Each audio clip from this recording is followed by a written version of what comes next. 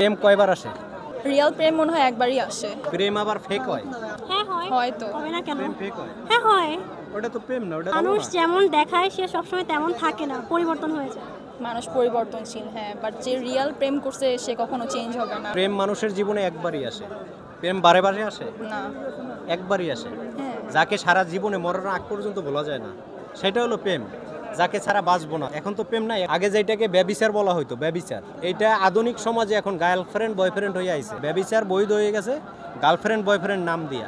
আজকে একটা কালকে একটা, মেয়েরাও একই ছেলেরাও একই। ছেলে একসাথে যায় 4-5টা মেয়ের সাথে প্রেম করে। আবার একই মেয়ে, এই যে আপনার মতো সুন্দরী, কি সুন্দর চেহারা আপনার, আপনি বলেন আমারে সাইডে চলে গেছে।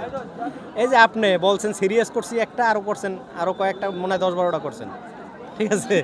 মনে হয় ফুচকা টুচকা খাইছেন ফ্রি ছেলেদের কাছ থেকে। না না, এরকম করি নাই, ডেট করি নাই। ডেট করেন নাই? না।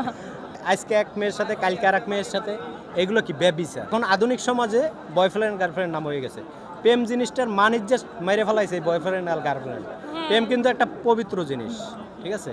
আপনার চেহারা ভালো, আপনাকে একটা ছেলের ভালো লাগা, এটা কিন্তু খারাপ কিছু না। ওই ছেলের যদি আপনাকে ডাইরেক্ট বিয়ের প্রস্তাব দেয়, বিয়ে করে ফেলায়, তাহলে এটা কিন্তু পবিত্র থাকে। কিন্তু এই যে আপনার সাথে করলো, আর এক মেয়ের দেখলো তার সাথেও করলো, আর এক মেয়েকে দেখলো তার সাথেও করলো, এইগুলো কি ব্যভিচার।